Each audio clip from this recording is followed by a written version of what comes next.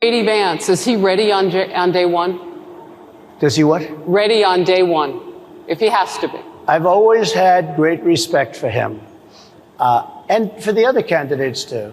But I will say this, and I think this is well documented.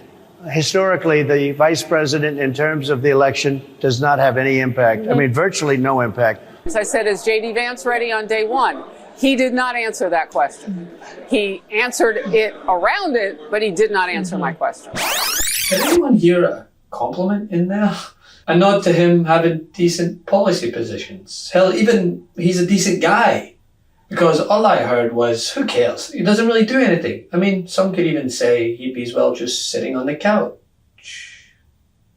Caught up on this latest appearance by Donald Trump, but one of the things I saw was he was asked about JD Vance, and if I understand right, his answer was basically to say, oh, well, it doesn't matter that much to the outcome of the campaign, who you pick for VP, which means it did not occur to him to even pretend to be interested in the impact of the vice presidential choice on the country.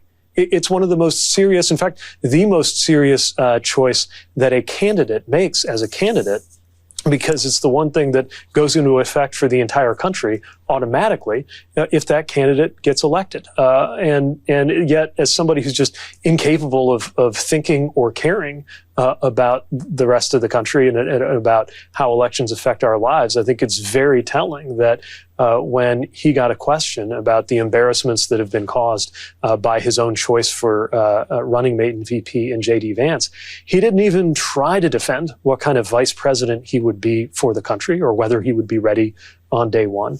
Instead, just talked about it completely in terms of politics. Of course, the politics of this aren't that great for him either.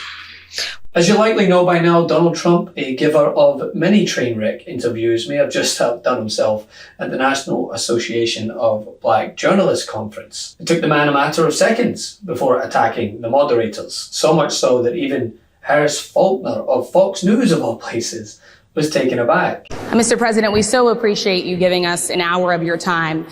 I want to start by addressing the elephant in the room, sir.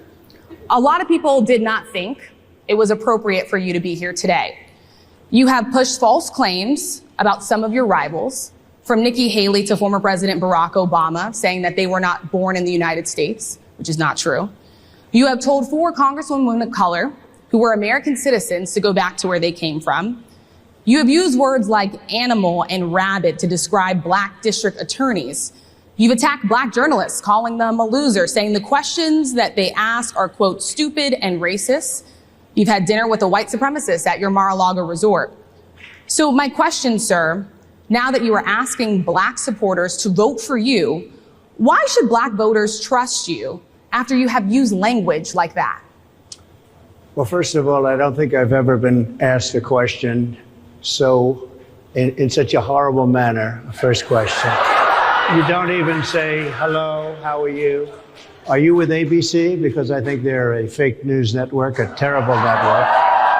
And I think it's disgraceful that I came here in good spirit. I love the black population of this country. I've done so much for the black population of this country. If I came onto a stage like this and I got treated so rudely as this woman treated me, Oh my goodness. and I'm fine with it because she was very rude, sir. Very rude. That wasn't a question. She didn't ask me a question. She gave a statement. That wasn't a question. I repeated your statement, sir. And it truly only got worse as it went on, right? From him making the case that Kamala Harris only claimed to be black after running for president. And she was always of Indian heritage, and she was only promoting Indian heritage. I didn't know she was black until a number of years ago when she happened to turn black, and now she wants to be known as black.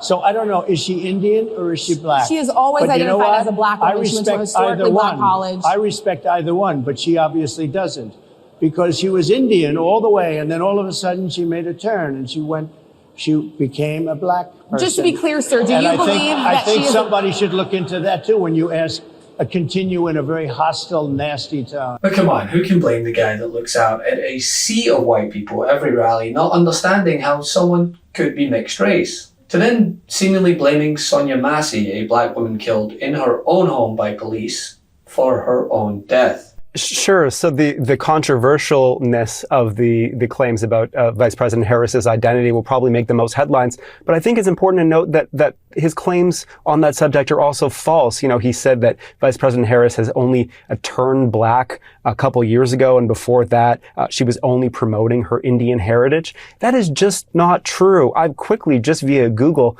and with the help of CNN's K-File team, Andrew Kaczynski and M. Steck, found multiple examples of her talking about her black identity going back decades. Her biography on the official website of the San Francisco District Attorney page identified her as an African-American woman.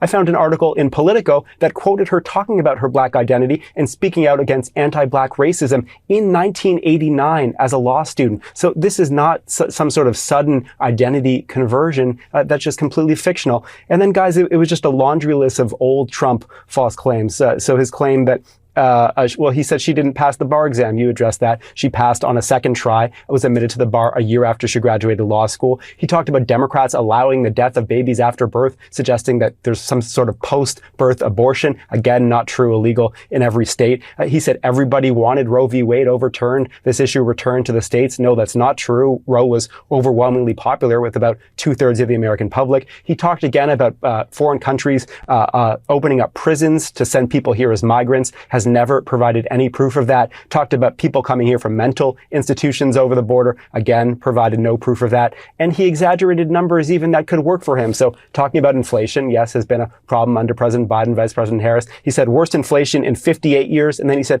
actually over 100 years. Well, it's not even the worst in 20 years right now. It's about 3%. And when it did hit a high under Biden and Harris in 2022, it was a 40-year high. So he could just say we hit a 40-year high. Instead, he made it 58 and then 100 plus, none of which is true.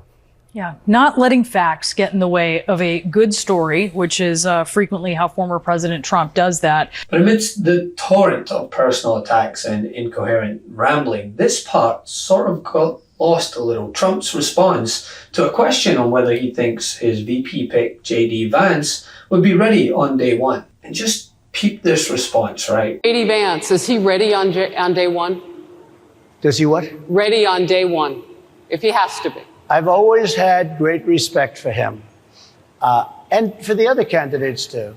But I will say this, and I think this is well documented. Historically, the vice president, in terms of the election, does not have any impact. I mean, virtually no impact. You have 2 or 3 days where there's a lot of commotion as to who, like you're having it on the Democrat side, who it's going to be. And then that dies down, and it's all about the presidential pick. Virtually never has it mattered. Maybe Lyndon Johnson mattered for different reasons than what we're talking about, not for vote reasons, but for political reasons, other political reasons. But historically, the choice of a vice president makes no difference. You're voting for the president, and you can have a vice president who's outstanding in every way, and I think JD is. I think that all of them would have been, but you're not voting that way. You're voting for the president. You're voting for me. If you like me, I'm going to win. If you don't like me, I'm not going to win. Anything but oozing enthusiasm, right? I mean, it's no secret that Trump's choice for VP hasn't exactly gone over well. Even the likes of Ben Shapiro are calling into question his choice. If you had a time machine, if you go back 2 weeks, would he have picked JD Vance again? I doubt it. Now, could it be that JD Vance holds the charisma of a soggy McMuffin while he's on stage? Perhaps. It is the weirdest thing to me. Democrats say that it is racist to believe, well, they say it's racist to do anything. I had a Diet Mountain Dew yesterday and one today. I'm sure they're going to call that racist too, but it's good. I love you guys.